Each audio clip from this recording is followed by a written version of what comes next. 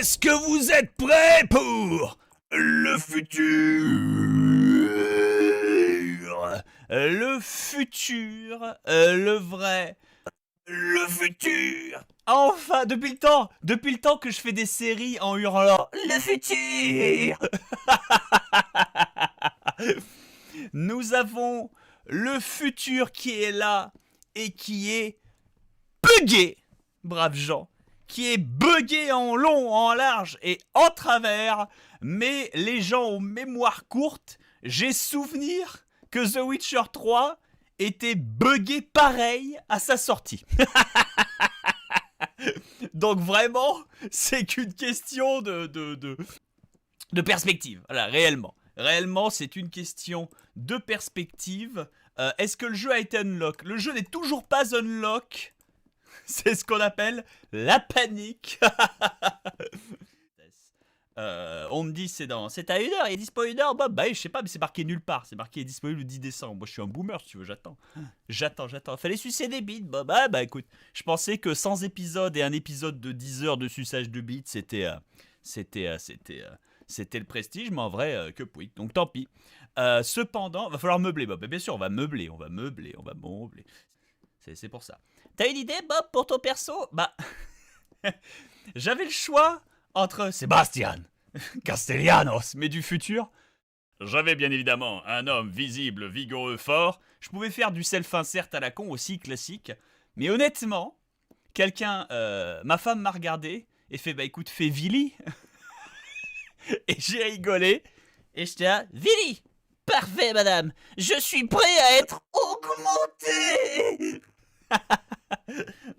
Madame, j'aimerais qu'on m'installe des cybernichons! Pas de problème, sauf que c'est indisponible, vous préfériez pas un cyberpénis à la place? Pourquoi un cyberpénis? Je veux un cybernichon! Mais, monsieur, c'est cybersexiste! Ah merde! Donc on peut se faire greffer, bien évidemment, tous les cyberdonks du monde, mais impossible d'avoir des gros seins. C'est sexiste. Hein. Interdit. Verboten. Ta musique d'intro, c'était quoi? Bah c'est Virtuaverse, et malheureusement c'est Master Boot Record. Donc c'est un vrai groupe de musique, si tu veux. Je peux pas leur piquer la musique. Alors qu'un jeu, je me dis en fait, vous me connaissez, je fais des intros avec les jeux, et je sais pas pourquoi je me suis compliqué la vie, mais en fait, j'écoutais cette musique.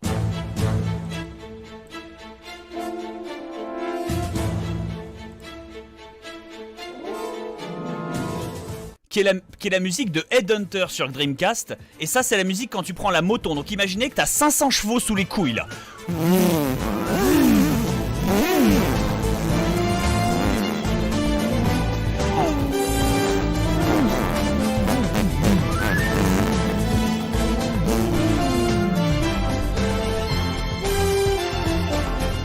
Future Enough, mais il y a la musique de Jack dans Headhunter 2. Et c'est la même, je vous laisse écouter l'intro et ensuite la suite, vous allez voir. Intro.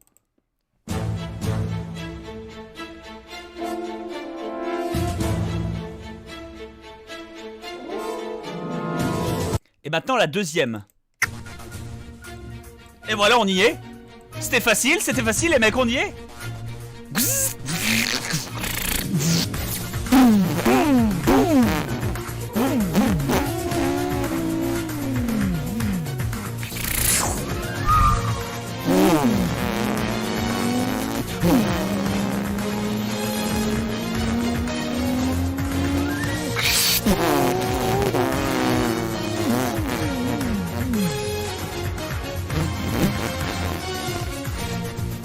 Voilà.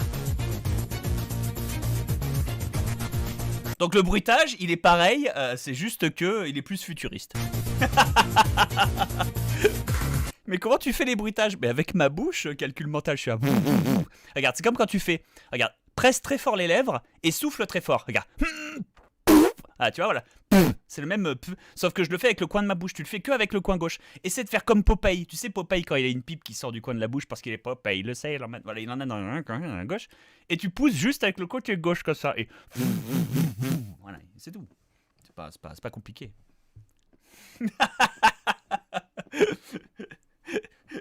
Moi, ça me fait péter avec la bouche. C'est parce que tu fais... Voilà, il faut pas utiliser la langue, il faut utiliser juste les lèvres. T'es là.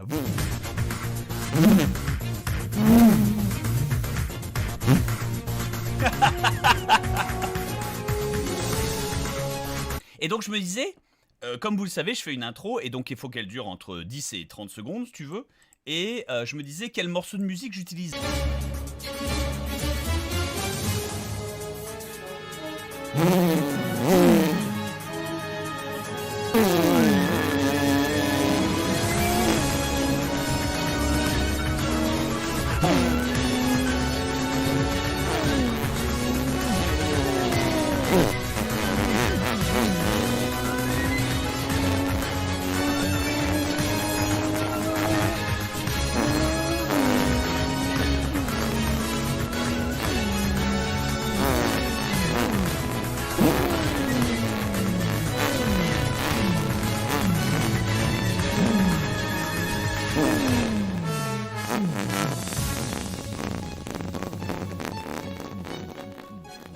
Voilà. Et ça marche.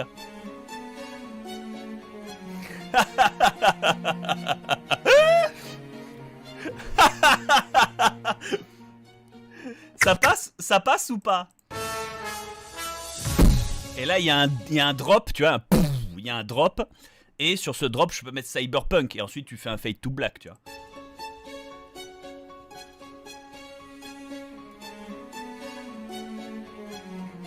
Tu vois? Par contre, j'ai toute l'OST de Headhunter. Et ça, c'est qualitatif. On va tester pour voir s'il y a... On va tester, hein, brave gens. On va tester pour voir s'il n'y a pas une ou deux musiques qui passent. Hein. On cherche l'ambiance cyberpunk, hein, donc allons-y. Hein. Alors moi, ça fait très film des années 90 hein, quand même. Hein. On entend...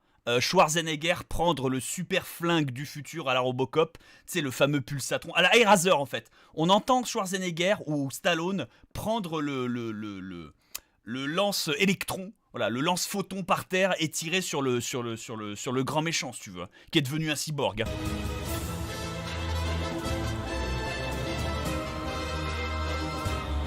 Avec la meuf qui pend au bord du building de 800 étages de haut, si tu veux, hein, qui est là, bon, c'est automatiquement John, au secours. Tu ne peux pas la sauver, John. Tu n'as jamais pu sauver personne.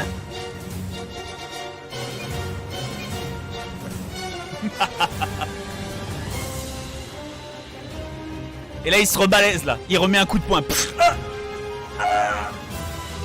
Bien joué, je vois que tu as encore du mordant. Mors ça, fils de pute.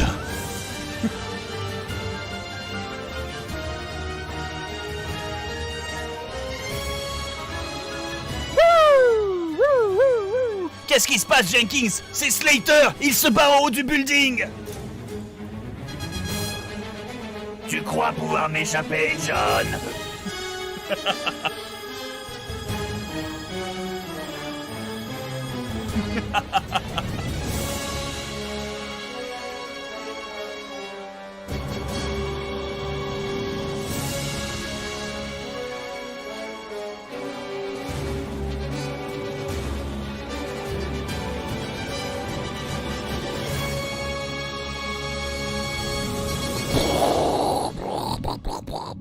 Là, c'est le grand méchant qui a explosé en bas du building, si tu veux.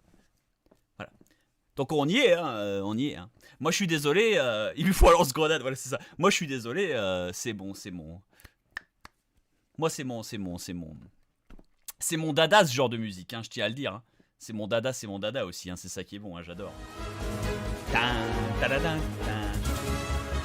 Il est parti par là. 22.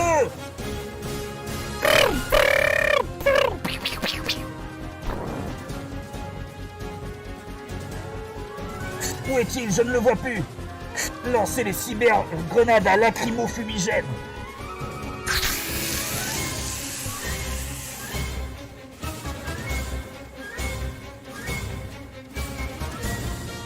Et là, il était planqué dans l'armoire. Alerte 532, 50.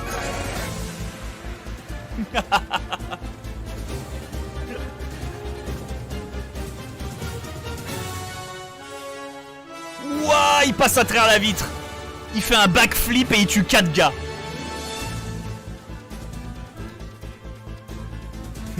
Wouh! Bien sûr.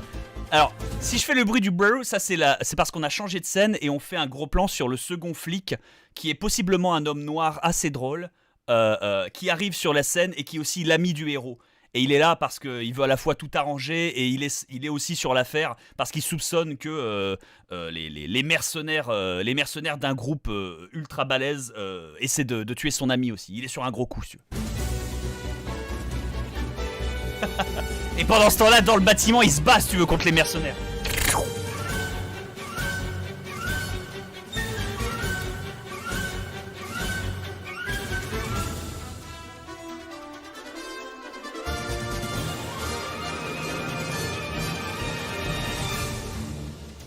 Malheureusement, c'est très joli, mais on n'a pas assez de...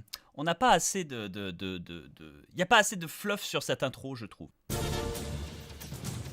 Ah, ça c'est quand tu t'es déjà fait repérer, ça. Encore une fois, tu es face à 50 mercenaires avec des cyberaugmentations, des corpos. Mais ils savent pas où t'es. T'es pieds nus dans les bureaux, si tu veux. T'as juste un cyberglock. 8 balles restantes. Merde. Où est-il? Je dois... Homme à terre! Homme à terre! Où est-ce qu'il est? 6 balles restantes. Putain.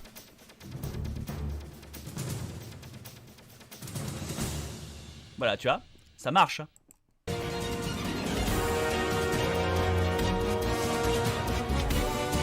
Là, c'est quand t'es à moto et tu te fais poursuivre par un hélicoptère, si tu veux. Ainsi que les voitures de police, hein.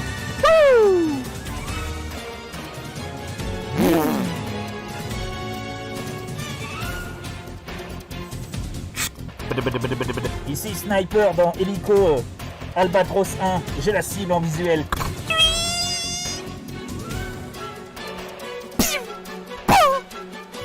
Raté, deuxième tir.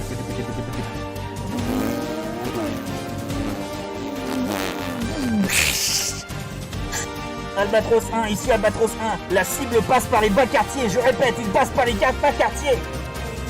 Là, t'as une vieille chinoise avec sa poussette qui esquive. Ah!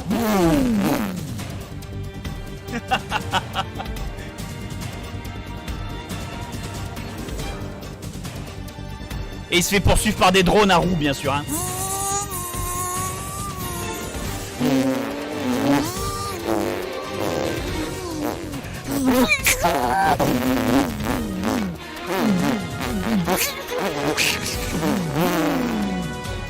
Tu vois?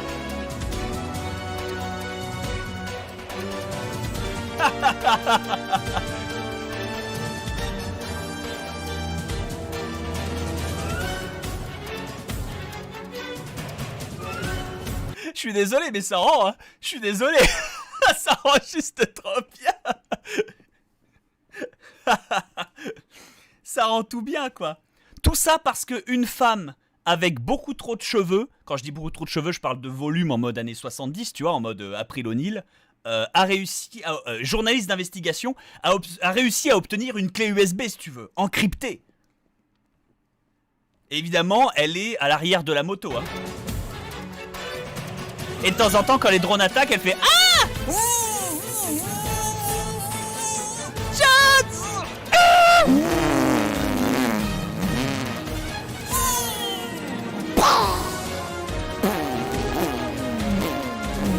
Vous croyez qu'on va s'en sortir? Baissez la tête! Ici Albatros 1, je vois la cible. Il y a une civile sur la route. Tirez. Ne faites aucun état de la civile. Bien reçu.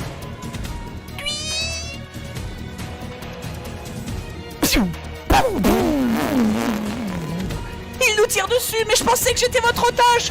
On est l'otage de toute cette société.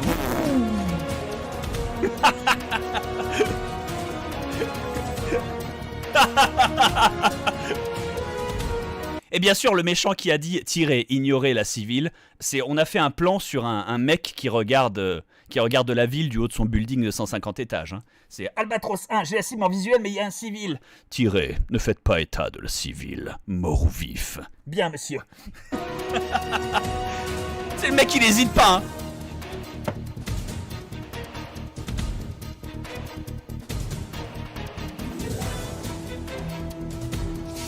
Et là...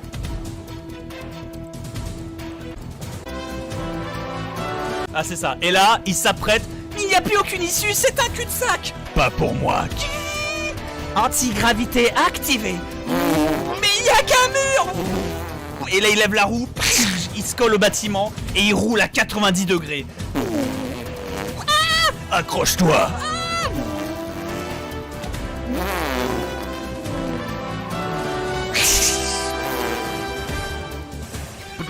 Ici Albatros 1, ils sont disparus. Alors le mec qui a tapé sur la table, c'est bien sûr le mec dans son bureau avec son verre de cognac qui est là. Contactez le sénateur. Bien, monsieur.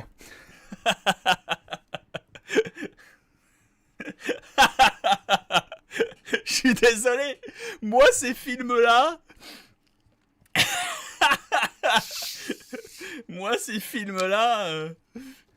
ça m'excite. Hein. Et oui, sur sa moto, il avait de l'antigrave qui lui permet de rouler à 90 degrés, si tu veux. Par rapport à l'angle du sol, tu vois. Cette vision sexiste de la femme, pourquoi c'est pas elle qui pourrait sauver un prince en détresse? Mais tu comprends pas, Tarakat. C'est pas une vision sexiste de la femme parce que c'est une journaliste d'investigation qui a réussi à elle seule à trouver des informations capables de faire couler quelque chose d'aussi gros et surpuissant que Google 2077. En état, c'est elle le héros, si tu veux. C'est juste qu'elle a un set de compétences qui est différente du héros. Parce que si c'était un homme, bah c'est bien beau, mais il y aurait plus besoin du héros, si tu veux. Mais dans ce cas-là, tu pourrais juste faire en sorte que ce soit une gonzesse. Ah oui, mais les histoires comme ça sont moins compelling. Il faut plusieurs personnages qui soient capables de faire différents skills et différents subsets, si tu veux. Parce que si ton héros ou ton héroïne était capable de tout faire, tu te retrouves avec Rey Skywalker. Et rien que le fait que je dise ça, ça m'a fait mal, tiens. Mais Rey, elle était vachement bien. Ah ouais, elle a rendu Finn inutile. Moi, je trouve que le personnage et son acteur méritaient mieux. Ah ouais, ça veut dire que du coup... Eh ouais, Billy. Ce que t'as pensé, c'était raciste. Bouk!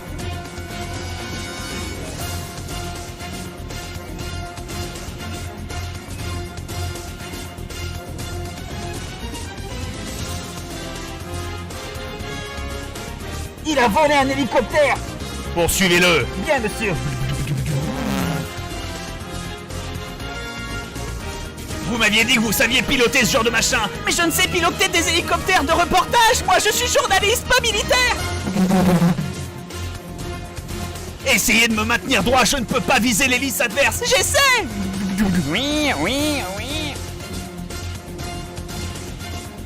Et tu vois, là, c'est la gonzesse qui pilote l'hélicoptère. Tu vois, nique-toi avec tes stéréotypes.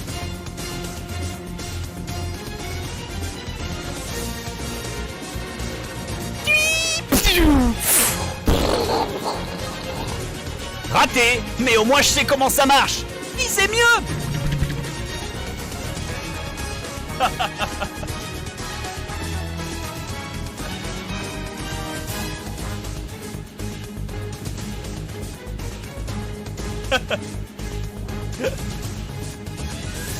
Ah mais c'est les meilleurs scénarios, hein.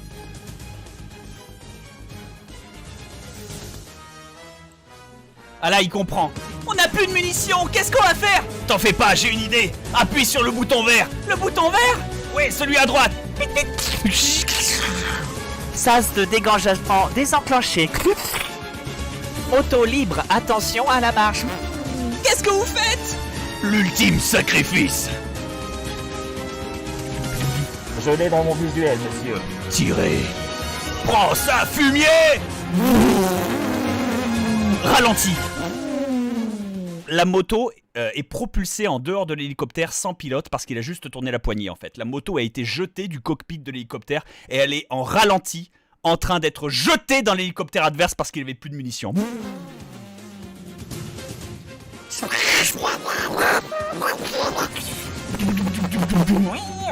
Je vais m'écraser, monsieur. Je vais m'écraser. Jenkins! Putain! On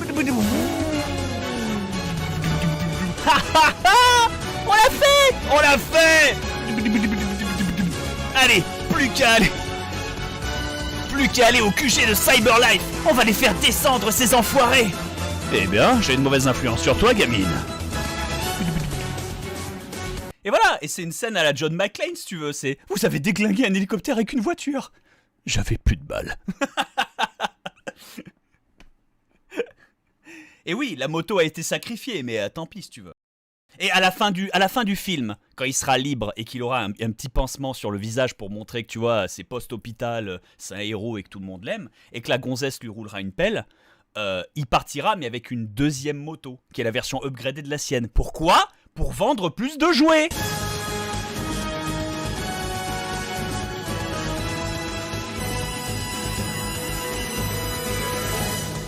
Là, elle essaie de poser l'hélicoptère sur le bâtiment, si tu veux.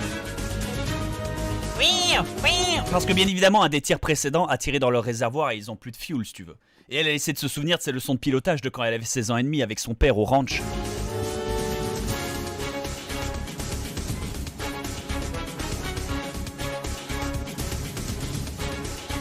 Quoi? Une figure patriarcale positive en flashback? Bah oui, mon gars, tu crois que c'est celle qui a des Gender Studies qui sait piloter des hélicoptères ou la journaliste d'investigation? C'est pas Mediapart ici, frère.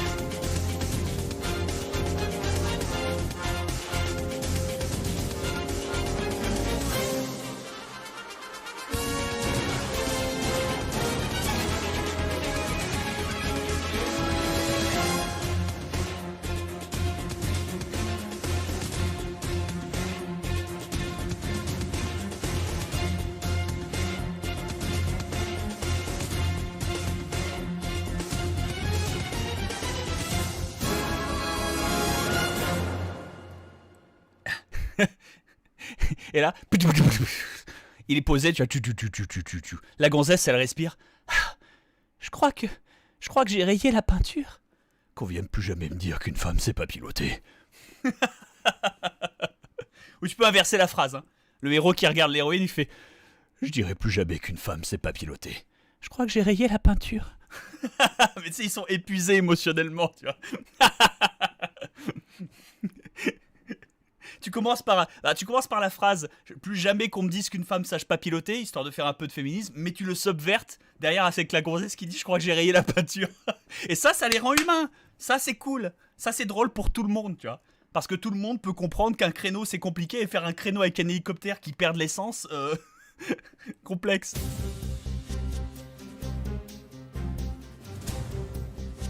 Tu vois, on y est là.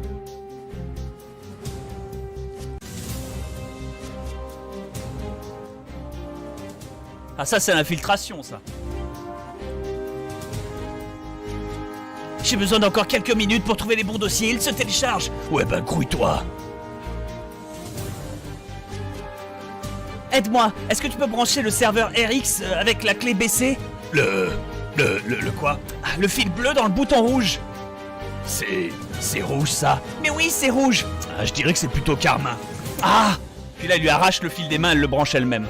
Et boum, on subverte les expectations avec la gonzesse qui dit que c'est rouge, alors qu'en vrai, c'est une couleur qui est ultra précise. Et normalement, c'est les gonzesses qui connaissent les couleurs et pas les mecs. Mais t'inverses ça. Ça, féminisme, mais... Enfin, voilà, ça c'est bien fait.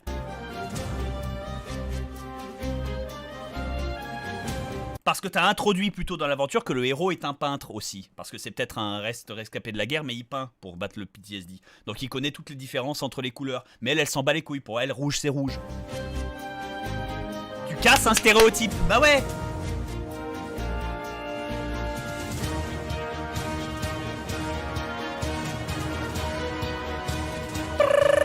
Qu'est-ce que tu trouves? Mon Dieu, ça dit que cette corporation a fait un... Qu'est-ce qu'il y a? Un deal avec Walters. Le président? Qu'est-ce qu'il a à voir avec tout ça? Il est écrit qu'il avait signé un papier, regarde, c'est sa photo sur le contrat, mais elle est photoshopée.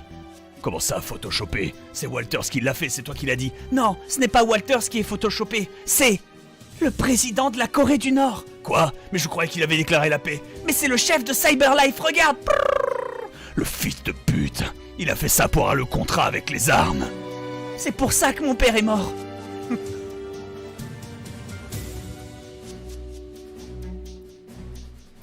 Tu veux dire qu'il s'est fait passer pour le chef de la Corée du Nord pour signer un contrat d'armement avec Skytech?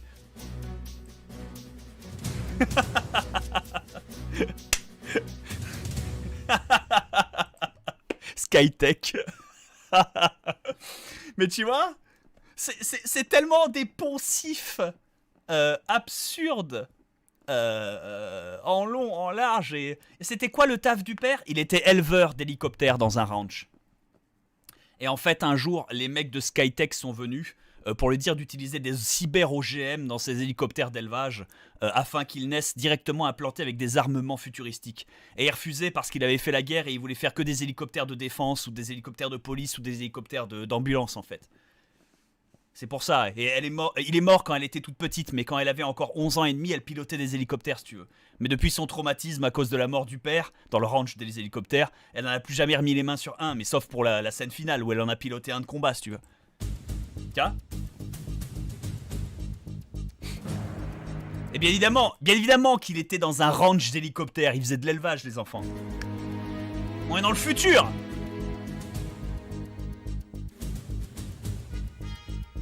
Oh, cette musique!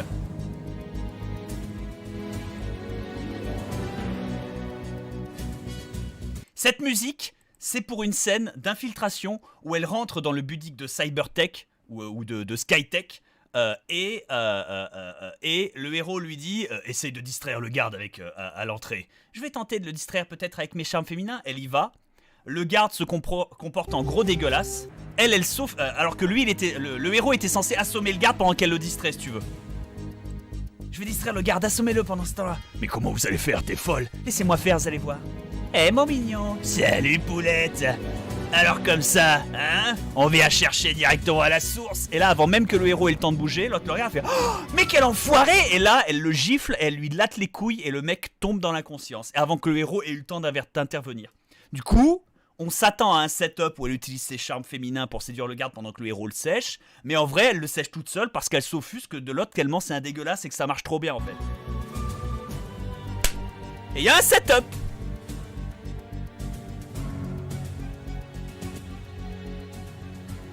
Peut-être qu'on devrait introduire les sacs à main à l'armée. Oui, surtout s'ils contiennent des serveurs de 12 kilos. Il est pas abîmé? Non, c'est résistant. Mon père en avait dans son ranch. Tu vois? Et elle l'a séché avec son sac à main. Mais dans son sac à main, il y avait un serveur qui pesait 12 kilos. Et du coup, bon bah, elle l'a tapé avec un coup de Morgenstern, si tu veux, le mec. Dans les couilles.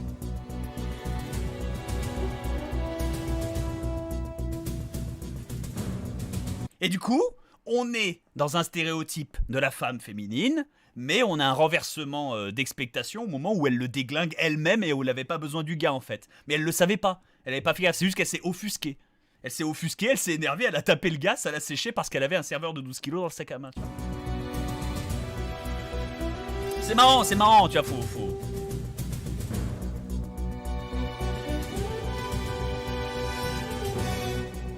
J'ai une question, si je puis, John. C'est pas vraiment le moment. Oui, mais...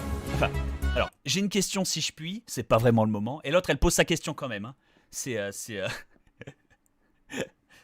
Lorsque vous m'avez sauvé à l'entrepôt, vous avez vraiment fait un tir d'élite sur mes menottes. Ça m'a libéré direct. Vous avez tiré sur la cyberchaîne. Comment vous avez fait un tir pareil à telle distance? Je visais pas la chaîne. Ah, Je crois que j'ai trouvé. C'est au 5e étage du building. très bien. C'est là qu'ils localisent leur serveur. Il devrait y avoir la cyberconnexion, mais comment faire pour monter? Il y a un ascenseur de service sur la gauche. Je vais prendre l'escalier.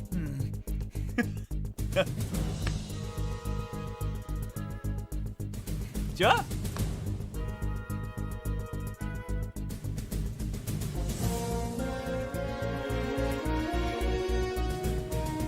Tu vois, c'est garanti.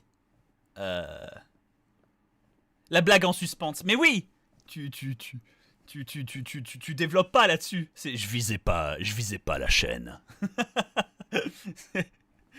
Du coup, il a raté son tir, mais ça l'a sauvé quand même, si tu veux.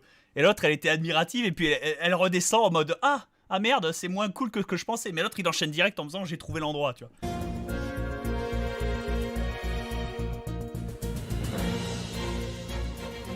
Il faut pénétrer dans la salle des serveurs. Ah, et c'est un problème comment? Personne ne peut y aller, regarde. Il y a un programme qui a été implanté dans la puce de tous les citoyens de Cybersex City. Personne ne peut y aller sinon il se fera spammer et griller le cerveau. J'irai. Mais vous êtes fous. Comment votre puce va réagir? Je n'ai pas de puce. Quoi? Mais alors depuis le début, le fait que vous ne saviez pas lire, que vous n'arriviez pas à appeler un taxi, que vous... Mais pourquoi? John? Puis là il se lève et il se casse. Écartez-vous. Salle des serveurs ouverte. Utilisateur non identifié. Début de l'activation des contre-mesures. John! Quoi que vous trouviez à l'intérieur, détruisez-le!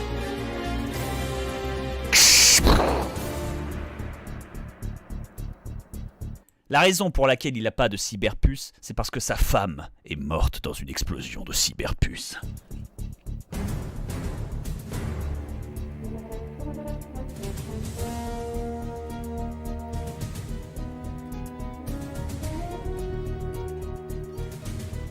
Bah voilà, voilà. Ça. Et du coup, il a pas de cyberpuce, ce qui fait qu'il est illettré, il peut pas lire les menus quand il va dans un restaurant. C'est pour ça qu'il mange que dans un vieux restaurant avec un vieux chinois qui lui verse des vieux ramen et qui accepte encore les crédits manuels, tu vois, les crédits réels et pas les crédits virtuels. Il se fait pas spammer par toutes les pubs, il est pas au courant de ce qui se passe parce qu'il a pas les cyberinfos. Et il est illettré, il peut pas appeler un taxi, il est introuvable sur la grille. Et elle a pas réalisé, si tu veux.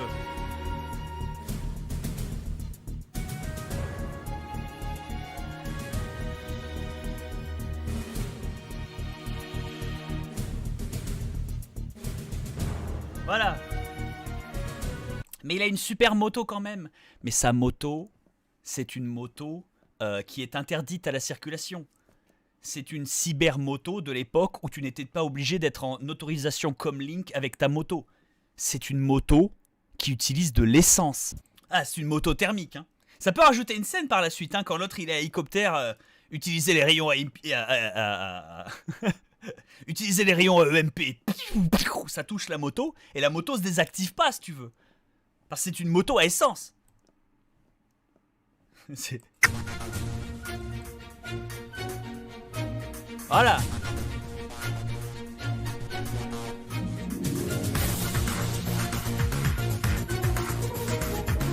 Et là, il y a les crédits si tu veux.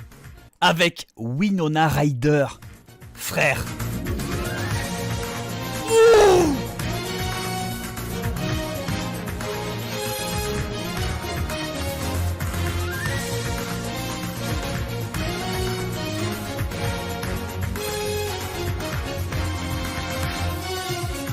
Oh, et pour le méchant, je veux William Dafoe. Avec une barbe.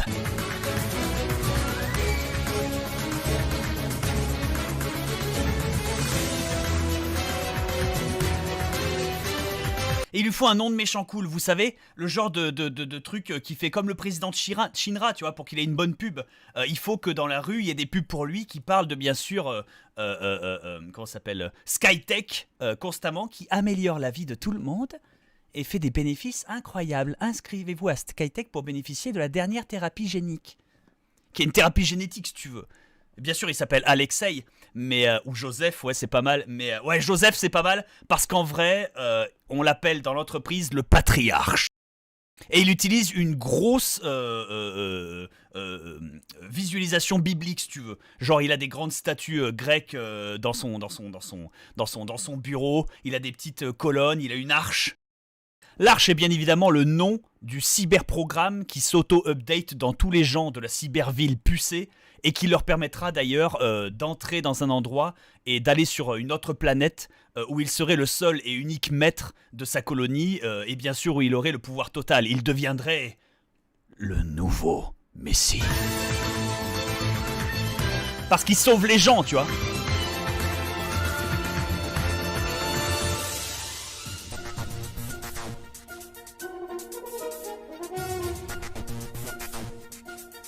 Et bien sûr, il empêche les gens de se droguer, il empêche les gens de boire, il empêche les gens de jouer en mode gambling, il améliore toutes les interactions, il brainwash les gens, il génère une pensée unique auquel il est au top, tout ça dans le but de sauver tout le monde, tu vois.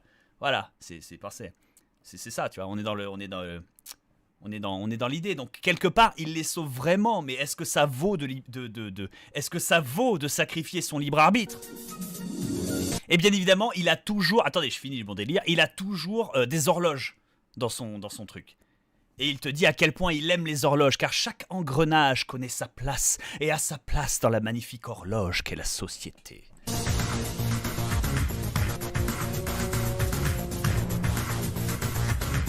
Et donc quand le héros va pour l'abattre avec son flingue, et qui n'est pas un flingue à nanoparticules, qui est un flingue à l'ancienne qui utilise de la poudre, et qui n'a pas besoin de cyberlock parce que c'est un flingue qui date de son grand-père, il lui dit « Autant pour toi ». Bah, puis il l'abat. Get it? Autant pour toi. Tu vois? On est... Elle est où la fin des crédits? J'ai pas les crédits. Ah, la musique des crédits, les enfants, si tu veux.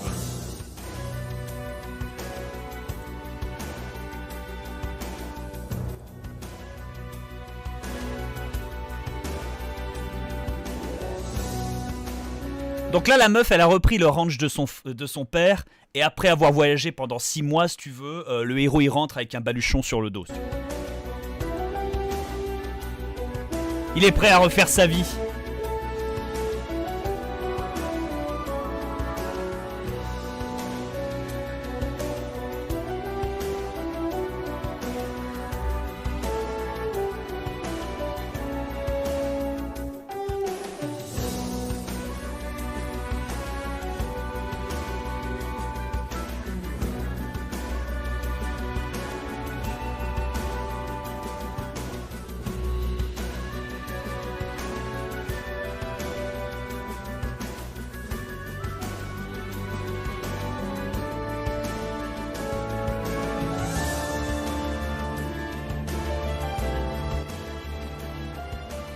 Et là, t'as le flic noir qui l'a aidé au fil de l'aventure, si tu veux, qui était encore son pote, qui était le neveu, qui était le fils du mec qui a fait la guerre avec le boomer, si tu veux.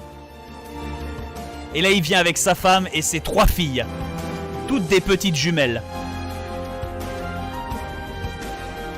avec des couettes, hein.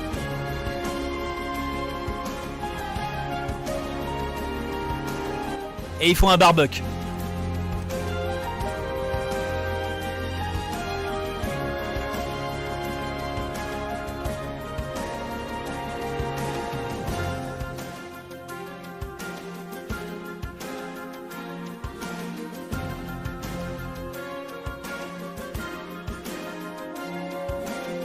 Trois filles des jumelles. Mais bien sûr qu'il a des triplés. C'est pour ça qu'il est flic et qu'il en chie, si tu veux.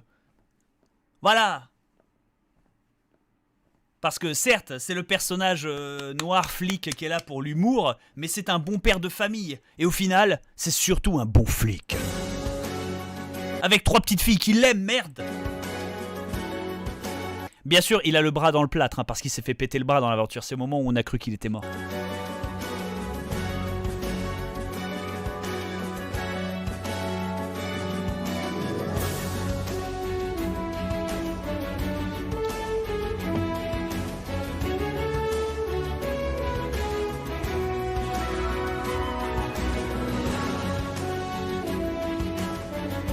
Ils ont un chien? Non. Maintenant, ils ont un drone. Et pourquoi? Parce que le drone était le seul et premier prototype de tech, comment ça s'appelle? De Skytech. Skytech, à la base, voulait faire des prototypes d'intelligence artificielle pour remplacer les animaux en voie d'extinction. Mais depuis qu'ils se sont lancés dans le principe de la biopuce qui permet de contrôler l'esprit des gens en les aidant avec leurs addictions et tout ceci, c'est là-dedans qu'ils sont partis. Mais à la base, Skytech, l'entreprise dans laquelle le père de l'héroïne avait des parts, parce qu'il était dans un ranch d'hélicoptères, mais il avait des parts dans Skytech, tu vois. C'est pour ça. C'était de créer des formes de vie artificielles intelligentes, si tu veux. Et du coup, il y a un cyber-Tekel.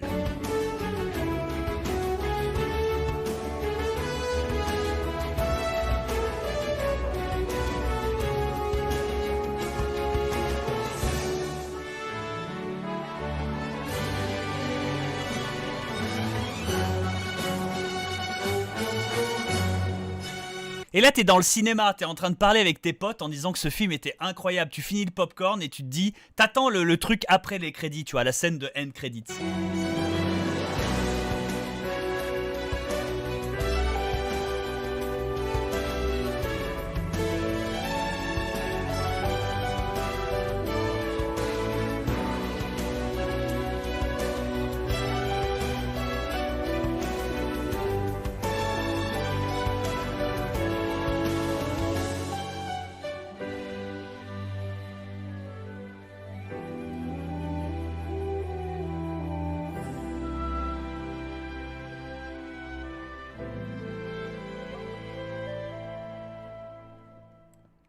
Voilà, la scène d'après-crédit, c'est rien du tout.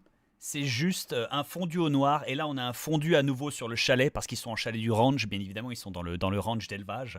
Et là, il y a juste un petit gros plan sur une commode sur laquelle sont posées des photos. Et il y a la photo de notre héros quand il s'était enrôlé dans l'armée. Il y a la photo du père avec sa fille de l'autre côté. Il y a une petite photo de mariage et il y a une photo de petite fille avec le cybertekel.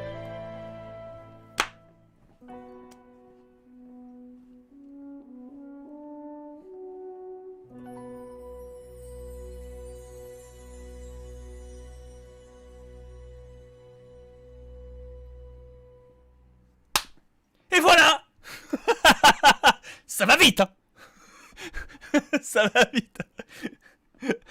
Et du coup, t'as une scène post-générique qui t'implique que, voilà, ils ont Ken, il y a eu un bébé. Merci, des bisous. Voilà. C'est tout. Tu vois, c'est comme ça un film des années 90, c'est facile.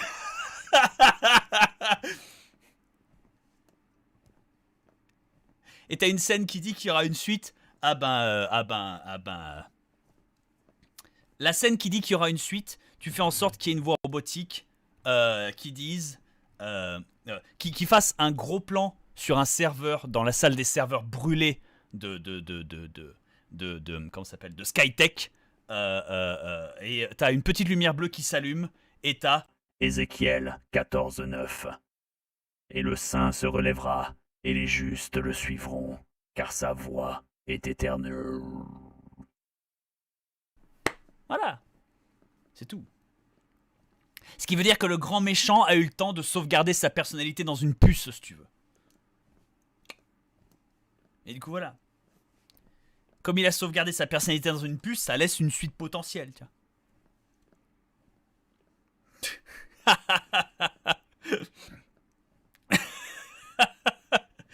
Ah putain. Mais voilà, le titre du film. Le titre du film. Titre du film. Le titre du film.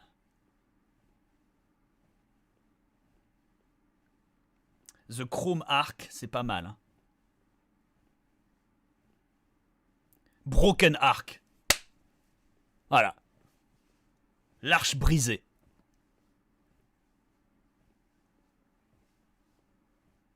Quoique non, ça sonne pas années 90. Hein. Opération Broken Ark.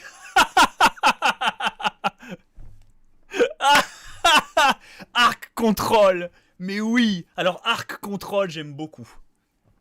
Opération, tu rajoutes opération devant un truc et c'est automatiquement un film des années 90.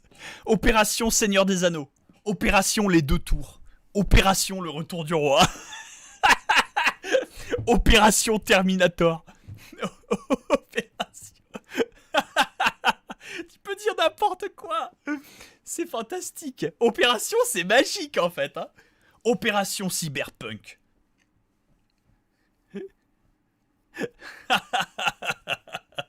Opération Prison d'Azkaban.